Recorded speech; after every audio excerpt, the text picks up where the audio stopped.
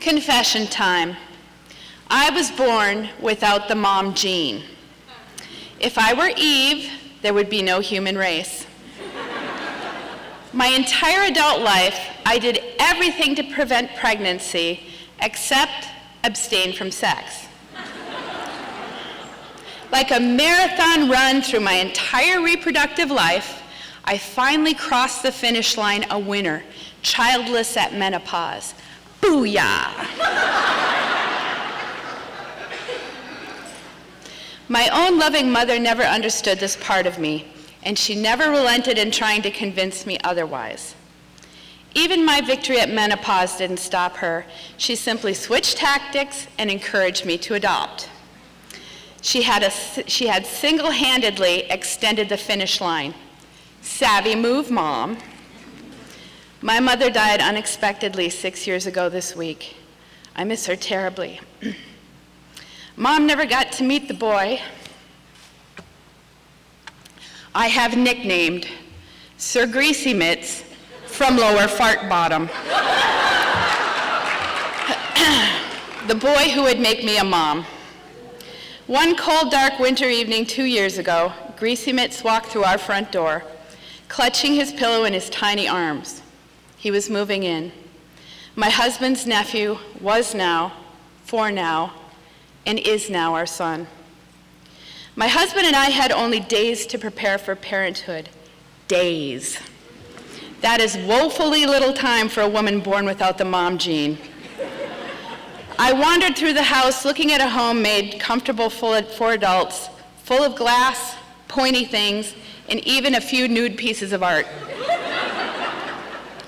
Besides putting fig leaves on the nudes, what else could be done? I called a friend and asked her advice. Do I have to put those little plastic things in the sockets to keep him from electrocuting himself? He's 9, so no, she laughed. Then she shared a piece of advice that would remain the foundation of my parenting style. The only thing you need to do is feed him good food, see he gets lots of fresh air and exercise, and you'll figure the rest out. I knew one thing. Greasy Mitts needed a loving home. At 9, he was pale, thin, badly undernourished, frightened, and exhausted. Greasy Mitts had been raising himself and caring for his alcoholic mother. He had been shuffled in and out of foster care, had twice been hospitalized for anxiety and even suicidal thoughts. He was prescribed pills for both his stomach and his brain. He was diagnosed with ADHD and was 2 to 3 years behind in all subjects at school. He was a skinny little mess of a boy in ill-fitting clothes, and that just would not do. I longed for my own mother during those first months.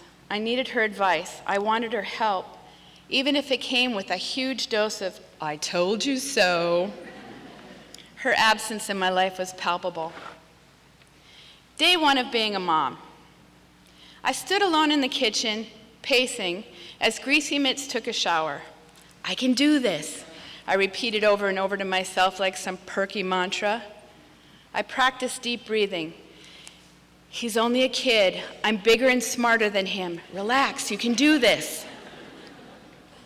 Suddenly, Greasy Mitts emerged from the bathroom, naked, arms in the air, announcing to the whole world, "My balls itch!"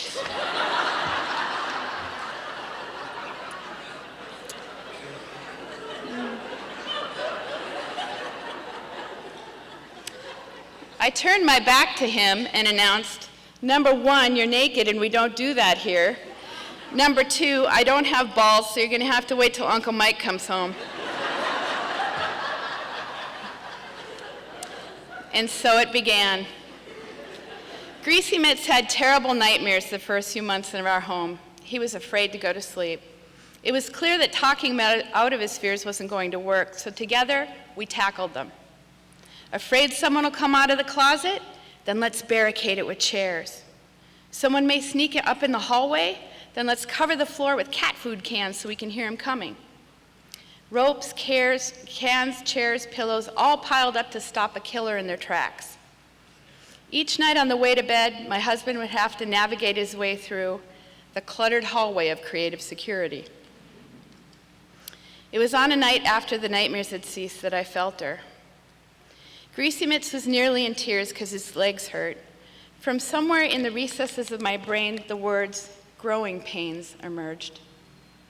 I wrapped his legs in warm towels just as my mom had done for me. He looked up at me as the pain receded with such an expression of love, the same unfiltered love I had given my mother. I felt my mother's embrace. Greasy Mitts is now almost 12. He's been living with us for 2 years and 3 months. He no longer has nightmares. He's grown 4.5 inches. He is strong, healthy, and smart. His ADHD diagnosis was dropped. His stomach is fine, and he has no anxiety. Last quarter, he made the honor roll. What's next? Last week, I reminded Greasy Mitts to take out the compost. He turned to me, and there it was, puberty. On his nose was a pimple and a sassy sound in his voice that I did not like at all. Somewhere, I can hear my mother laughing.